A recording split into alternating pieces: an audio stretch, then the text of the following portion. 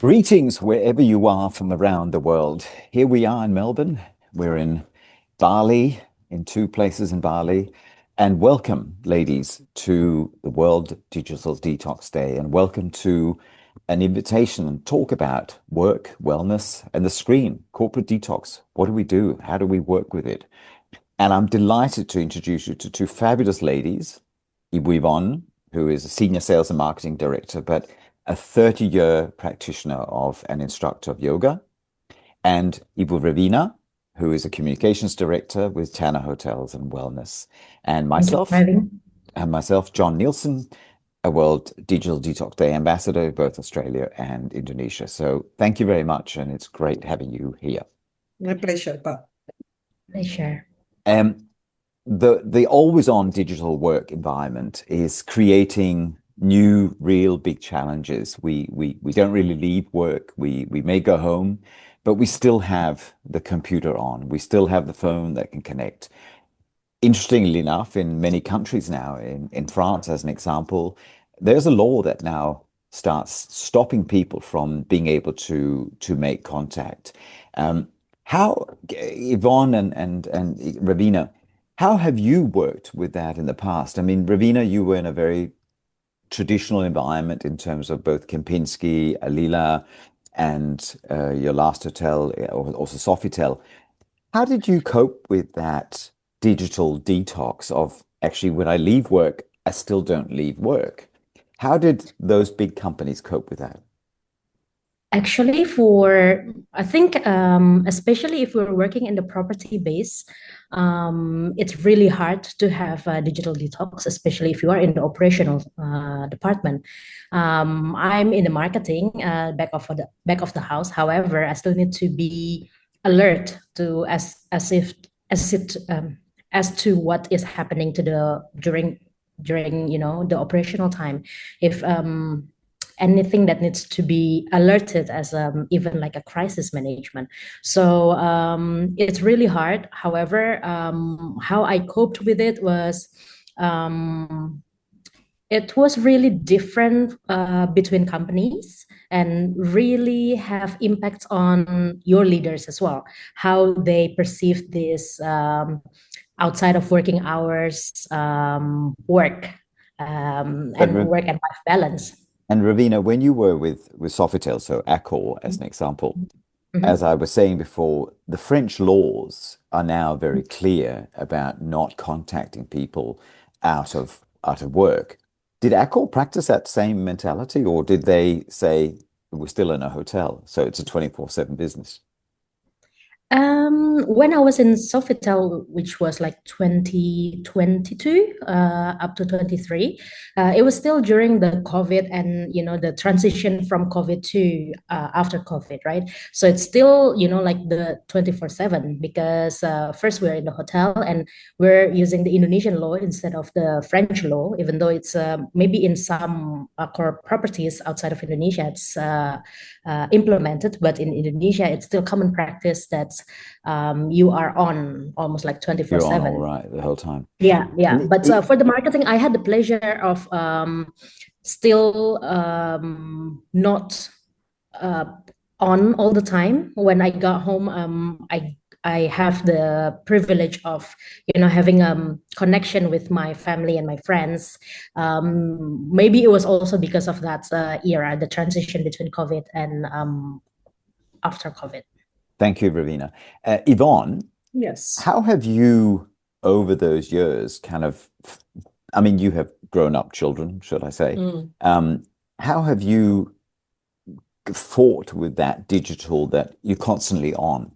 And you've been in some very busy hotels. I mean, you've Mhm. been down in Legian, you were at Five Elements Retreat, you're at Mhm. Mamaka, Overlook. I mean, busy hotels Yes. where some GMs will call you at 9 o'clock in the evening, what's happening here? How did you Mm. kind of try and say, hey, I need to put the phone down. I need to turn the phone off. How Mm. did you fight with that?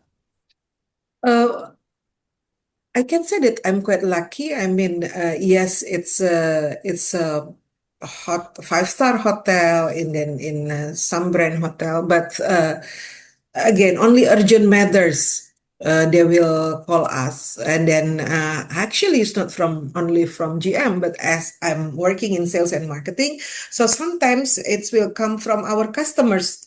And then yeah, usually I will say to the customer that okay, uh, after all the follow up, then let's say it's 10 o'clock or 10:30, I will say I will continue again in the mornings like that. So for right now, it's blocking and everything. So in this era, I can say, and usually I will share also with my grown-up children that digital is like two sides of coins, if I can say it like that. When we use for the positive, there's a lot of positive side that we can find in digitals. But again, uh, there is also another negative side. That's why we need to set a boundaries. The boundaries is very important.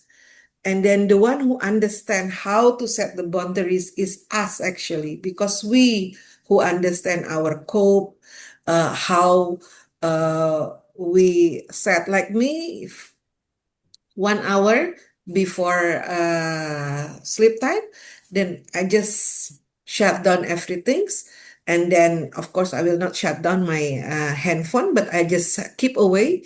If really urgent, they will call me. If only chat, I'm thinking that it still can be replaying by tomorrow morning like that. But I think that's a really good point, Yvonne, that you're making of having boundaries. And you are both, as we talked about, mothers. Ravina, you're certainly a younger mother, if I can say that. How will you plan? And I know you've got a husband who also likes to be 24/7 on his computer. I think Yvonne is more lucky with a husband who's not so much on the computer. But I mean, Ravina, how will you cope? How will you put your child into that scenario? Because what we see, of course, in a lot of restaurants is that families will go to a restaurant, and Yvonne, you're old enough, and when I took my children to restaurants when they were much younger, we would give them a car or a toy, and they would be playing with the toy. Mm, And I made the point to the World Digital Detox Day, the group, that in the old days when you flew with an airplane, you were given a coloring in book. yes, yes, I remember that. Yeah, so you're young enough to remember that. Now now we're not given a coloring book. Now the child is given a computer to sit there and play with. So that's already where, for me, a lot of it goes wrong. So, Ravina, back to the question. You're a young mother. You have a young Mhm, child who's mhm, 1.5, 2 years old. A- mhm, And how are you going to put those kind of boundaries in, those lines in? mhm. Because now we're seeing it in Australia. Now, if you have to be over 16 to look at social media, so Yeah. governments are starting to realize that we need to create boundaries. But Ravina, how would you do it? Okay, so thank you, John. So for this matter, I think, as you mentioned, she's my daughter at the moment is almost 2 years old. So she's in the golden age period. She Mm. learns by observing us. So Yeah. the first thing that we have to do is to just set example in front of her. We're not playing with our phones, which is quite difficult for my husband, especially. As he is very in touch with the digital world, like Yeah. in the digital marketing and digital Yeah. world, Yes, yes. everything, like Yeah.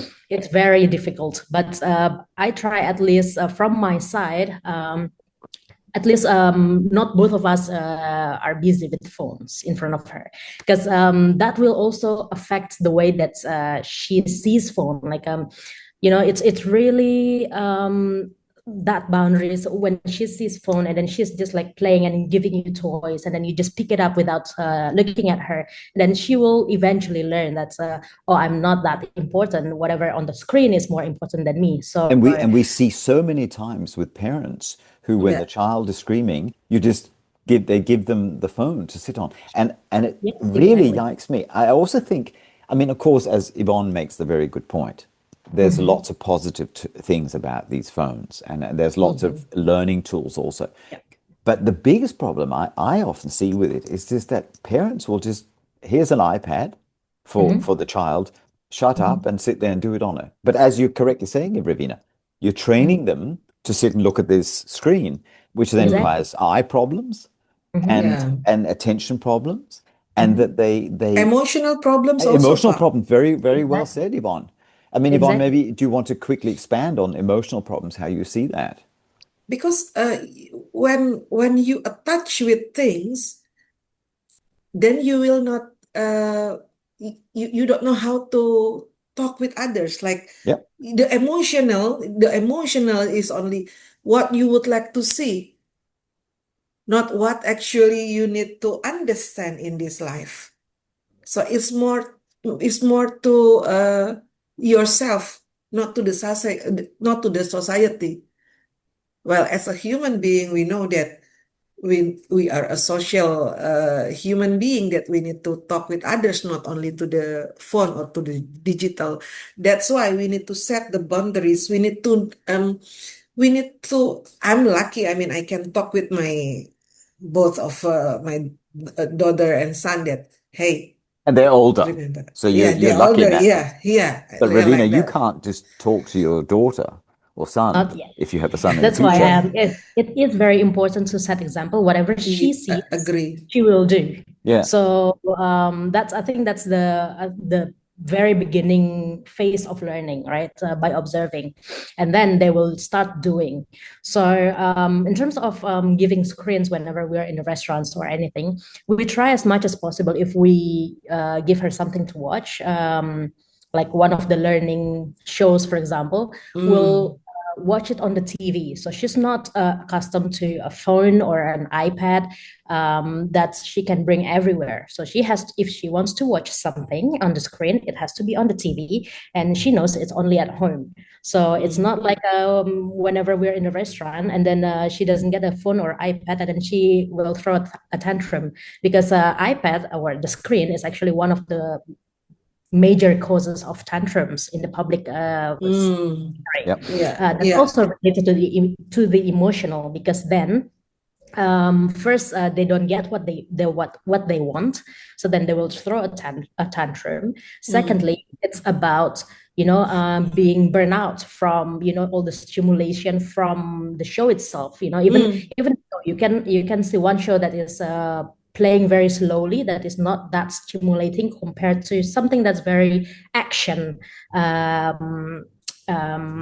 stimulation. So it's very different kind of shows as well for the kids. And it's So interesting because, Ravina, you make that point with the attention, that if you hear on the screen, as it says, the foundation of the problem is attention economy. So it's constantly about driving that attention. And I mean, we even see it when we go onto a phone and we're trying to do something. It's constantly trying to take us into other places. And as it says here, an environment where constant digital stimulation, notifications, pressure. I mean, I sometimes my wife even will say to me, "Get off your phone." But my thing is, I'm rarely on social media. I'm looking at the BBC as an example. It's coming up and saying tragic deaths of people in Hong Kong today with the fires. So that's what I'm reading. But actually, it's a terrible mode that most of us are in, because we are constantly kind of stimulated to go through our phones. And I've even said to my wife, hopefully she doesn't hear me, but I've even said to her, get off Instagram. And of course, all they're trying to do is to constantly make you buy something. And so exactly. it's a real, I mean, it is a real challenge. So Exactly. And I think that I have the same issue with my with husband your as husband, well. yeah, I was going to say that. Yeah, yeah. I keep telling him like, like enough with the phones. Yeah. And but then he always say to me that I'm it's work. working. I mean, it is. I'm not just on social media for nothing. I'm looking at the trends and then studying or like observing what's happening and that kind of things. So it's part of the job. However, I think it's also about, it is the dilemma in our line of work. Yep, However, I totally. think it's about, again, back to the boundaries, that we don't set Yeah, boundaries for the children, but we set boundaries for ourselves. Yeah. So agree. when we decide, okay, this is too much, or I think every one of us will eventually have that realization moment when you think, okay, I'm now in the doom scrolling mode instead of just like on the research or on the, on the work that I'm doing. So once you have that realization that, okay, I'm doom scrolling, and then you have to stop immediately because otherwise you'll Mm-mm. keep going because algorithm in the social media, it's crazy. But Oh. one of my favorite things to do is actually going on a longer flight, Mm. and you can turn off your phone. And I Yeah. Mm. actually love that fact Mm. because But you have Wi-Fi on board. yes, but I also enjoy sometimes the flights where they actually say the Wi-Fi is not working, and I Mm. actually enjoy that. And I think, that I think it's wonderful to sit down, sit and watch a movie and not be, not be distressed about something. And I think it's very much a scenario where you can you can really you can really take that into action and just actually sit and watch a movie, whatever movie there may be, Mm. that how you basically overcome that and give the brain a rest. And I think Mm. that's, I mean, we talk about not reading. I mean, if I said to you, Yvonne, what was the last book you read, can you remember that? Oh my God. No, Because in flight, because I just traveling just recently, so I read every time I'm traveling I will have a book. My book is Harlequin. no, but I mean, it's such a good a way you answer it. Oh my God, when did I last time read a book? And Yeah. I mean, and I think that's exactly the problem in a nutshell. We don't read enough anymore. Mm. We sit there and we're reading whatever it may be on the email or on the phone. Mm. Where actually, if we go back and we just start read, I mean, it's much better for our brains. And Agree. and I think with young children, with your daughter, Ravina, it's much Mhm. healthier for her Mhm. Mhm. that Gilang, your husband, or you read her a goodnight story. And I think there's lots of Mm. proof that also talks about how parents interact with children, reading to them. It Yeah. set a boundaries between the Totally. parents and the children. But And as a Balinese, I'm very lucky because we have Nyepi Day, Silent Day. yes, of course, it's a And beautiful day. Beautiful yeah, day. that times totally. Even though we have a Wi-Fi, we really set boundaries that okay, from this time and this time, handphones put it here. Let we playing cards, we sharing stories. So yeah, that's one of a beautiful day in my family during Nyepi because everyone are home and then yeah we can and it's Yeah, very you're healthy. having a conversation. Mhm. Yeah, having conversations. Yeah. Yvonne and Ravina, Yvonne, Mm. I know you practice mindfulness. Mm, How do you use mindfulness? Because that's also a great digital detox. I mean, mm-hmm, you put your phone away, mm-hmm. you focus. Yeah. How do you integrate that into basically as part of your my digital detox? How do you integrate wellness into saying, there's the phone, there's work, I put it away. I think as I showed on the last slide, it says, in France they've enforced a no work after hours policy. Mm-hmm, But how do we implement and monitor these sort of policies? And we talked a bit about, what happened in happens in hotels. mm-hmm. But I think you, Yvonne, said correctly enough about having that boundary. But how do you actually take that into place when it comes to well-being and wellness and trying to, create a clear focus, Yvonne? For me, if we talk about yoga, for me, yoga, mindfulness, meditations, it's like a me time. It's really, I'm away with the handphone, I'm away with my laptop, with my tab, no TV. Yes, I'm using my laptop or my handphone only to hear the music during I'm doing yoga, of course. So 1.5 hours yoga.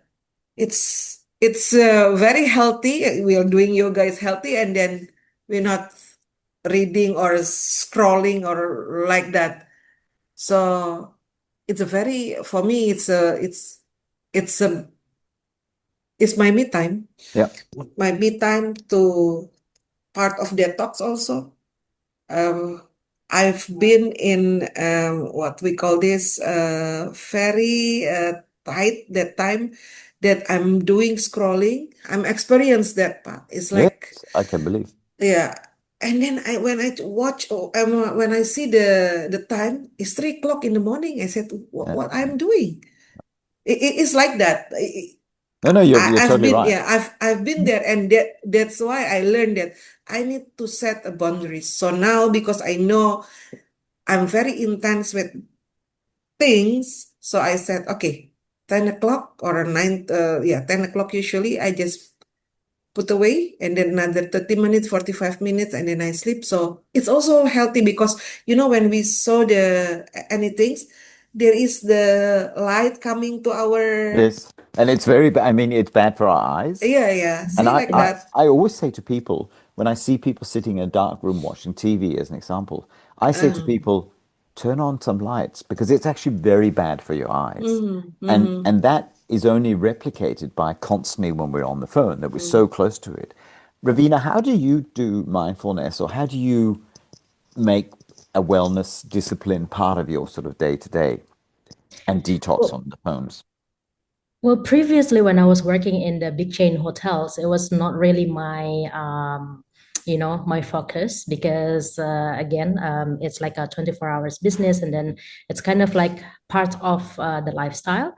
But now that I'm with the Tana Hotels and Wellness, it's more like it's kind of like opening my eyes to more like mindfulness practices, and then even like setting the intention of what we're doing, it's already part of the mindfulness. So Nice. that's really shifting my lifestyle. As to since I have like a very young child, well, she is one of my mindfulness, because when I'm with her, I will not be around phone or very rarely in front of the TV. So just like playing with her, doing like some sensory play, or just like cooking something together, in a way it's kind of like sensory for her as Yeah, well. yeah, yeah. It's part of it, it's development for her, Mm, but it's also kind of like I'm focusing on her instead of keep looking at my phone and etc. However, it's I cannot deny that when I was still full-time in the office in the property base, that I really cannot be away too long from my phone, because people are keep looking for me, asking questions even outside of the working hours. However, that now that I'm more in the corporate level, and then overseeing not in the property basis, it really gives me more flexibility in terms of not all the time constantly being in touch with someone or on the phone, but only I check my phones when my like day to day, or when she's having a nap, and then I check my emails and my phone, and then when she's having the second nap as well, and when she sleep. And interestingly, when you mentioned about the lights, it's one of the book that I read when she was born, because I was so frustrated why she's not sleeping. So Yeah. there's this one book about uh, the good sleep, the good little sleep. I think it was the one of the books. I don't remember the title, but Yeah. it's talking about the lights, like yeah. how blue lights is really affecting our Oh, sleep yes. cycle, Yes. and how the red one is actually more helpful instead of the blue ones. And it's really coming back to where we come from, and then like back in the days when there was no lights, and then it's about the sun and the moon, like during the day and the nighttime. So it's really affecting our rhythmic as well. So it's a rhythmic cycle. So well, from her, I learned a lot about mindfulness and well-being, and then something that I want to apply for her, and then I apply it to myself as well. Well done. Well done. It's very interesting because I mean, and the question for both of you. I mean, there's, as it says on the screen, there's a 25/5 Pomodoro technique, which basically encourages staff to work in 25-minute focused intervals, followed by a mandatory 5-minute screen-free break involving stretching, walking, and breathing exercises. And I mean, I've definitely seen Yvonne in the office. Mhm. do breathing exercises and kind of looked around the corner and said, "What's Yvonne doing?" But actually, I think it's a really interesting scenario Mm, that it says here you set designated times for checking emails, yeah. 9 o'clock, whatever it is, and then you recommend closing the email tab outside of these to reduce the distraction. Mm, How, Yvonne and Ravina, how do you think that would work in an Indonesian company or in an Asian company in general, and in a hotel that we said to people, hey, you're not allowed to be on the computer? I mean, my old boss, going many years back, and we didn't really have sort of computers and those things in the 90s, or we had computers, but we didn't really have emails. But mm, there we had a golden rule between the operational hours of 7 to 9:30, 10 o'clock. If you were a food and beverage operational staff, director of F&B, whatever you were not allowed to be in the offices. Between 12 and 2, the general manager of the hotel said, I do not want to see any technically operational staff who are admin based also. I do not want to see them in the offices. I want them in the operation. And actually, it was a very healthy way of thinking because it also meant we were not sitting in an office, sitting there mhm, writing something. mhm. We were actually on the floor with the guest. How Mhm. do you think this would work if we turned around in an Asian hotel and said this to somebody? This is what I want you to do. Yvonne, how would it work? For me, it's perfect, Pak, because I learned that actually our brain is only can be focused not more than 30 minutes. Mhm. That what Yep, yep, I read. yep, So after that, we need to do anything, exercise or just a little yep. stretching or like Just to what get you up and walk see. around. Yep, Yeah, you see that I'm breathing. I mean, we every day we breathing, but breathing with mindful yep, breathing, we really understand that yes, we are breathing, not the reflex like that. It's also focus uh, with what we have, like grateful that yep. yes, we're still breathing like that. So it's nice if we can, and then lucky that I can set that one is only 5 minutes, 10 minutes off from the monitor, the laptop, and then after that back again. Actually, it's create more focus because we're not just constant with things in front of us, but we like out and then like out of the box, and then there is something coming in. Maybe we have another creativities that we can think about, and then back again to the computer. That's what I did in this couple of years.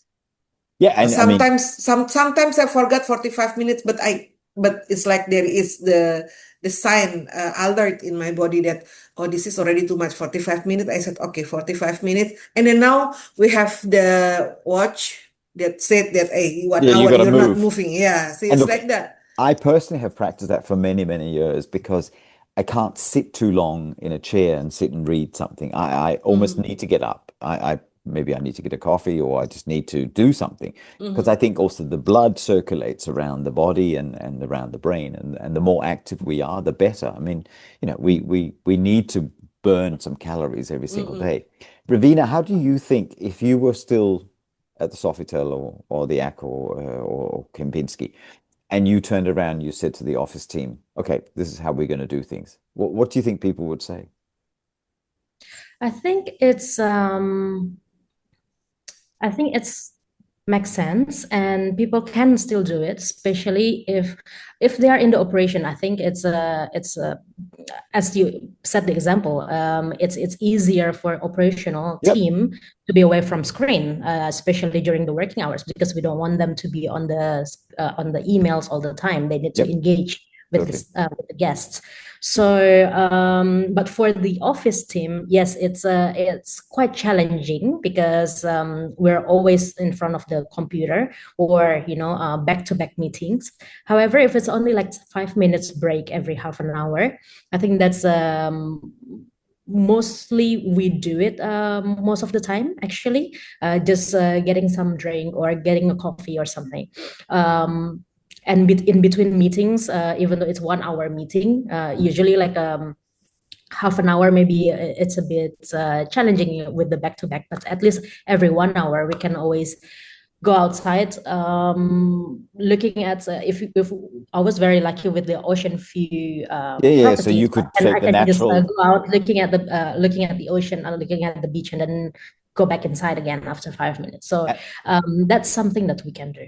I mean, one of the things that always makes me very sad is that we have a much older population. And I see my mother-in-law as an example. And I was in a shop today and I saw a gentleman, and he would have been, I would say, high 70s.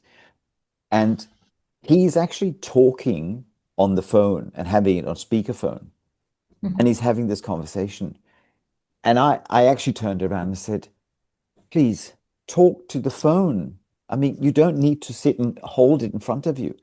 And it's so interesting with elderly people of how elderly people, it's like they don't understand that that phone that they had back in the 60s and the 50s and the 70s, it's actually the same way. If you're going to talk to your Mm-hmm. friends, just talk to them. Mhm. It drives me up the wall that I see people who are there with their phones and they're talking to people on a video call. And I go, why do you need to see them? Just talk in a normal. I mean, I don't need to hear your conversation. Mm. Mm. And I think that's part of that whole problem that we have today in the digital world is that Mhm. people don't even understand to actually, I mean, the respect in a restaurant of Yeah. people on a phone where Mhm. one actually has to turn around and say to the guest or Mm. to the customer, can you please get off your phone? I don't want to hear your conversation. And Mm-hmm. you actually just talk into your phone. I find Mhm. it really, really sad because, I mean, it's one of the things, as it says here on the screen, disable self-view on video calls. Encourage participants to disable self-view mirror during a video call. And it's that whole cognitive fatigue from constantly self-monitoring. I mean, the 2020 rule, promote eye health rule. Every 20 minutes, look away from the screen and look at something that's, I mean, we also know as we sit constantly looking at the screen, it's not healthy for us. Mm-hmm. Mm.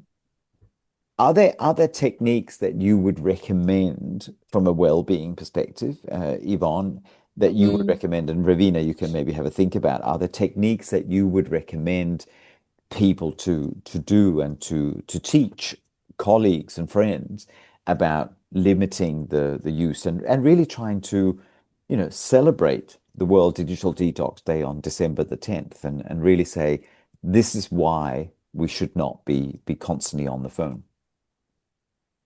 I think from myself, I always back to the boundaries because the willing to like I will miss things when I'm not with the phone. You know that kind of Yep.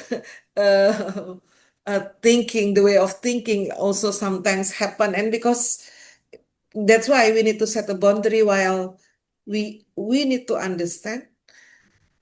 uh, yes, it's important. Yes, it's a good thing for us, but yes, we have a limit for that. And then again, healthy for ourselves is more important. It's not only the body, mind, but also our souls. But it's With the also, digital detox, when you can set the boundaries, okay, no handphone, nothing, 30 minutes, and I will walk around. That nice. and I suppose it's also encouraging companies to think in that way, Yes. to not pick up and making that change so that companies understand every 20 minutes you need to get up and look away Mm-hmm. or go for a Mm. walk or every half an Yeah. hour Yeah. because it's healthy for us. 5 minutes, 10 minutes after Yeah. 30 minutes work is really good. I mean, I practice a system where every night or every evening after dinner and Mm-hmm. after this call, I'll go for a 10-15 minute walk. It's very healthy, Pak. It's very healthy. It kicks in your metabolism. In And so, yoga, in not only in yoga, in medical practice also, they know that walking after dinner is very yeah, good for your because digestions. you kickstart metabolism, kickstarts Yes, automatically. So you're yes. burning calories. So Mm-hmm. ultimately, it has many benefits. Ravina, going back to the corporate culture, Mm-hmm. and you've worked a lot. How do we change that corporate culture? I think it starts with yourself, and also with your leaders. Your leaders really play important role. I'm talking about leaders in your own department, but also in the executive committee, like the leaders of the hotel, like from the GM and all the directors behind him, because they're the ones who actually set the culture in the workplace. Yes, And agree. first, if we start from ourselves, well, setting the boundaries since the beginning when we start working for one company, I think that will also, in a way, kind of like signal to the leader that, okay, I'm not available after this hour.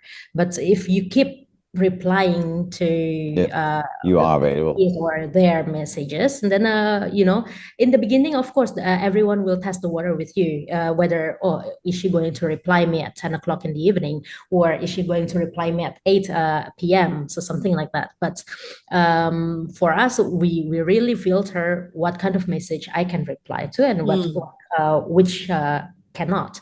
But I think after some times they will then realize, okay, this type of questions she will reply me in the morning, this type of question she will directly reply. So that kind of thing, that starts from ourselves. But from the leader's perspective, you just have to have the work and life balance yourselves as well, because otherwise the ones who are working with you will have the same lifestyle as you do. So it's really important as leaders that we really understand, and really have a better lifestyle for ourselves that will also affect our team. And previously, when you asked me about the technique to take a break from screen for the World Digital Detox Day, from my perspective, I think it's all about celebrating connection, celebrating whatever is around you. So whenever you feel like you're already too much on the screen, or even like you're constantly on the screen, just put it down, and then you see whether it's your child in front of you, or your husband, your spouse, or it's like your friends, or even just the nature, or even like just a quiet moment that you can just stay still in silence. So just like being connected with yourself as well in that moment.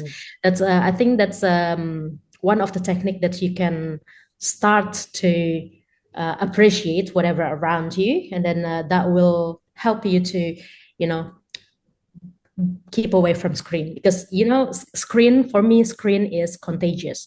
Whenever I see someone on screen, whenever I talk to them, and then they keep looking at the screen, Yeah, eventually totally. I will stop talking, and then I will look at my screen, and it's like, you don't care about me. I look at my screen. I have my own screen anyway. And that's it in a nutshell, isn't it? Is that we are almost, and I mean our watches that we wear, it buzzes when there's a message. So we're constantly getting all these. And one of my things I love doing is when I swim and I go into the swimming pool, and there I put my phone on that I'm swimming, so it doesn't disturb me. But it's actually wonderful. You're just lying there, you're swimming. Even when I sometimes go and play golf, yeah, my phone is in my bag because I'm using it to score, and I'm using it to show my distances, but I'm actually not getting messages because I turn it almost on airplane mode.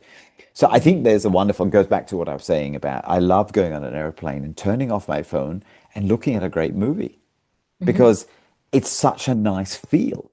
So in closing, I mean, so Ravina, you talk really about just taking that detox from time to time on a more regular basis. Yvonne, your closing feels on moments on how do we much stronger with enforcing, how do we really encourage people to do more mindfulness, leave the phone, put it away, and don't look at it so much. How do we do that? How do we make those changes? Love yourself. Love yourself. Good idea. Yeah, love yourself. And again, I always say, set the boundaries. Set the boundaries. Ravina, Yes. your closing moments. For me, just understand that looking at screen is contagious. People will mirror you. So I think it goes back to the basic, how you treat people, how you want to be treated, right? When you are being treated of, you talk to someone or being in the circle, and then most of them are on screen, you'll do the same. So then by having that understanding, and then you'll be mindful of what you're doing. And then because you don't want people to do that to you. So I think, be mindful about what you're doing and your surrounding, and be appreciative towards whatever's or whoever's around you. Thank you very much to Ibu Yvonne, and thank you very much to Ibu Ravina. Pleasure. Namaste. Sure. And Thanks for having we me. encourage everybody to join the World Digital Detox Day, which is on December the 10th. So Yes. in just a few weeks. And think of some of those tools and some of those lessons that both Ibu Yvonne and Ibu Ravina have talked about. Having more discipline, setting boundaries, and just learn to detox from time to time.